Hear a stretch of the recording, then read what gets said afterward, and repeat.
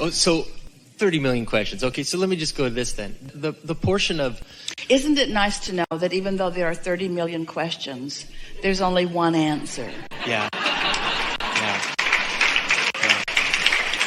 I do like that.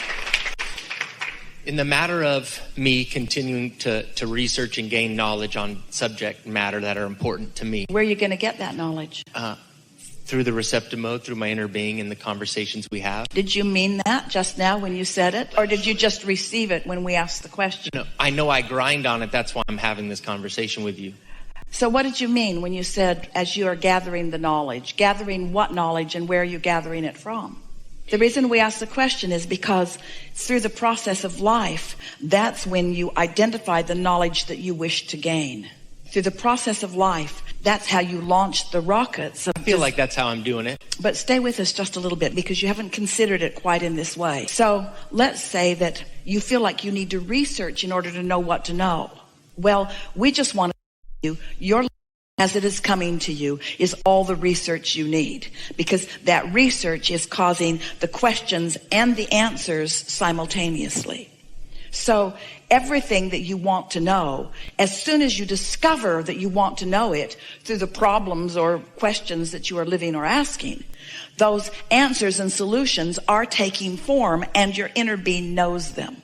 So when you say, when you're seeking knowledge, aren't you again just talking about the same thing that we've been talking about? I want to get into the receptive mode because it's a given that in the moment that I ask it, it's already there. And the receptive mode will put me in a position that I'm receiving the answers almost as fast as I'm receiving the questions. Oh, so I'm not receiving the answer by reading that book. That's the long way to go? Way long. Son of a... Way long way.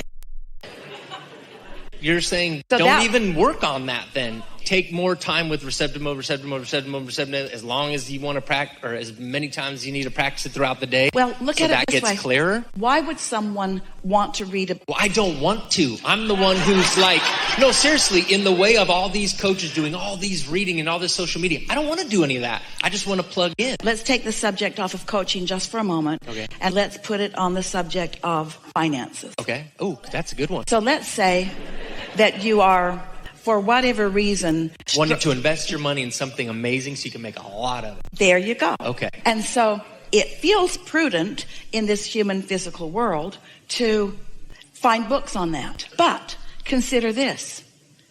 Your life is causing you to ask the questions. In other words, let's say you haven't invested well, so that question is within you, so that answer is already over there.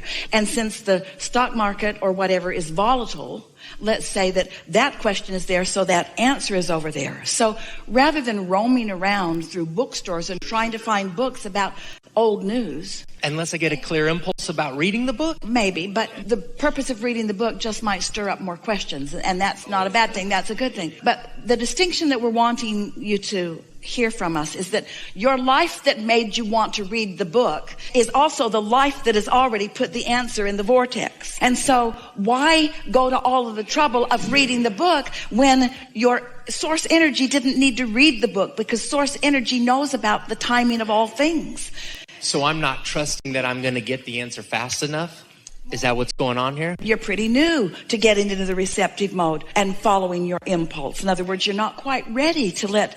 It would be like walking through a casino in Las Vegas and knowing that you want to hit the big jackpot on this machine and wondering what book you would read that would tell you what big jackpot you're going to win on what machine. You're not going to find a book that's going to tell you. But the fact that you want the big jackpot and that your inner being knows which machine's about ready to pay off, if you're in the receptive mode, you'll walk right up to it and you'll play that machine while everybody else is reading books.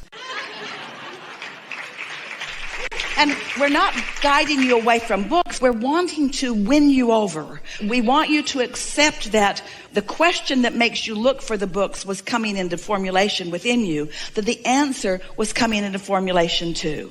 And so the more life made you ask, the more your life gave your inner being the answers. And now, as you get into the receptive mode and you receive those impulses that you were asking us how they show up like an urge, like a desire to be someplace. And I feel like what you said, like I was new with that, and you're getting better with it, but you're Well, infant stages. And I kind of feel like, well, I thought I was a little more advanced in that process. And that's okay.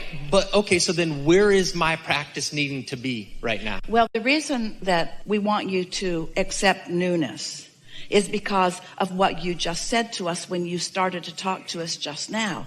You said, I've created this magnificent thing, and now I'm going crazy with other things that I now want. So it's always new, it's always new, it's always new, it's always new, it's always new, it's always new. So in every moment of every day, your inner being has new answers to new questions that you have access to now without going the long way around it. And then the practice is just meditation. The true work is acknowledging what the receptive mode feels like. And your question to us is what we want to talk about. How does my relationship with my inner being, how does my being in the receptive mode of my inner being, what should I look for, Abraham? How's it going to play out?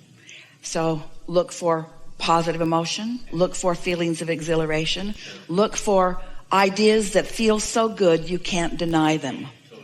In other words, instead of saying, oh, I bought this book and I should read it, the impulse is, I should go over there and rendezvous with this, which leads to that, which leads to that. We're not guiding you away from books, because sometimes the impulse will lead you to a book. We're just wanting you to know that your true education is your life, and your true life is what's causing you to ask. And your true purpose of your education is to expand. And you know that you're expanding in the way you intended because you feel wonderful while it's unfolding. But you want me to work off of the stronger impulses, because I feel like I have strong impulses, but I have a whole lot of subtleness.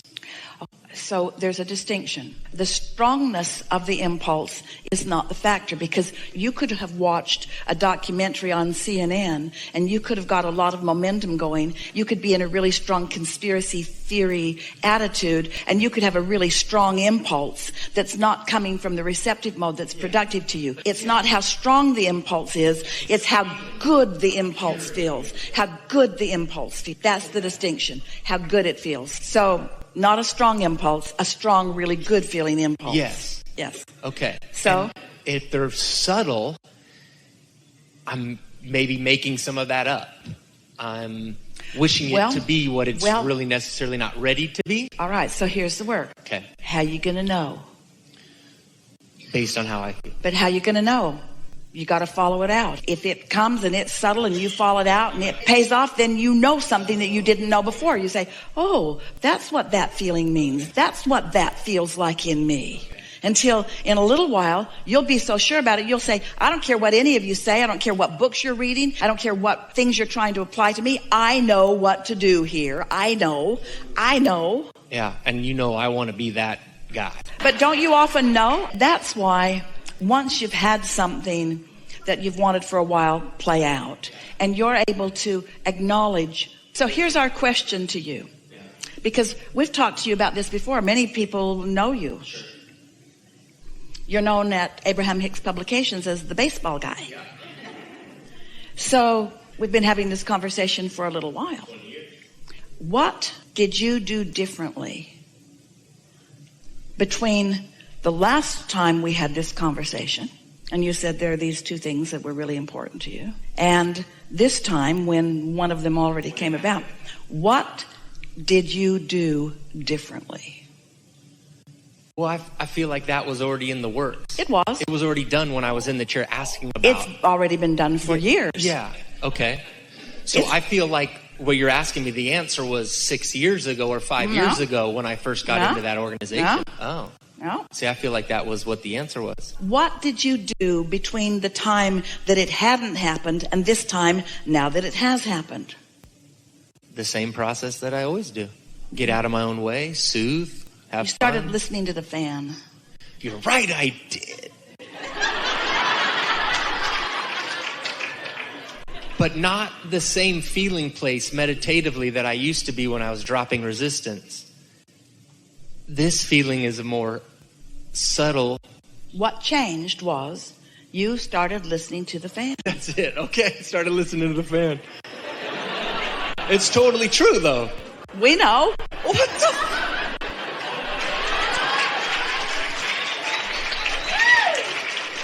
Which caused you for the first time to get out of the way. You gotta be kidding me. You know it's true.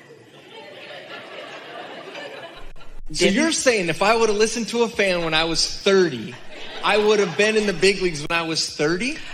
I think no way, because all the things I learned along the trail I needed for this moment. You weren't asking for the big leagues in that way. In other words, as your problems were growing, you were creating them together. But what we are saying, and not in a way that we're wanting to make you feel uncomfortable about it, it was ready quite a long time before you let it in. But everything's ready. That's the whole point. We're not wanting you to measure how long it takes you to create the things that you want. We want you to acknowledge how much fun you're having as they are coming about, because that's what it's all about. And so we don't want this conversation to be about, oh, I created this really big and wonderful thing, and now there's another big and wonderful thing. What we want you to take away from this is how really much more easy it really is. We want you to take this discussion that we've had today, because part of your experience is a big part of the reason that we were able to have this discussion in the way that we were able to have it today. All of you that are participating here are responsible for the reason that we're able to have this leading edge discussion in the way that we have today.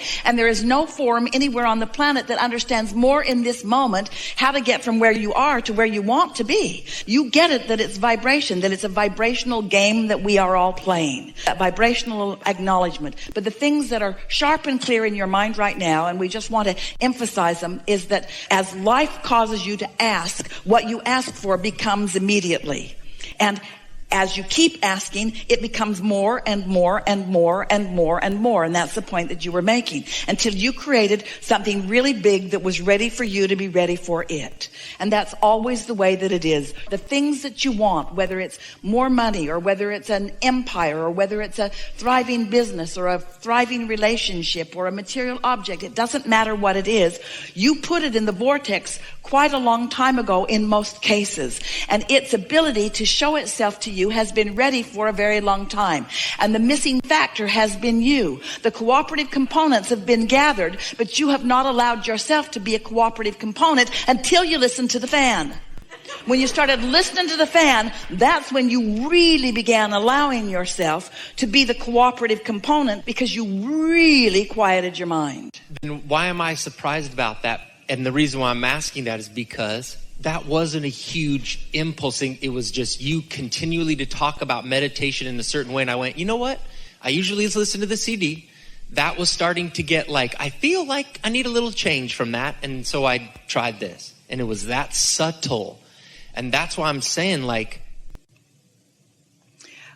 well, the laws of the universe are simple. You want, you get. You want, you get. Oh, if I get it, where is it? Well, you've got it, but it's still in its vibrational form. Well, how do I get it to come over here where I am? Well, you have to adjust yourself to the frequency so that you can witness it in its state of becoming.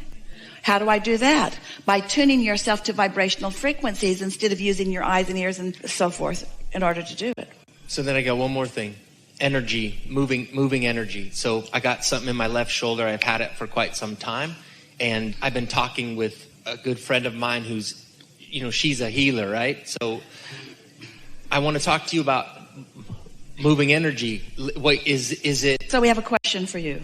As this problem is taking shape, is the solution? Yes. So does your inner being know about it? Obviously. So when you ask us about those impulses, don't you think that when you get into the receiving mode, your inner being will encourage the movement that will cause the improvement? And didn't you just tell us that you've got a thing going where you've got... And I felt like that's what it was. Really? We really like it when you've given us all of the answers to your now question previously. I love your confirmation.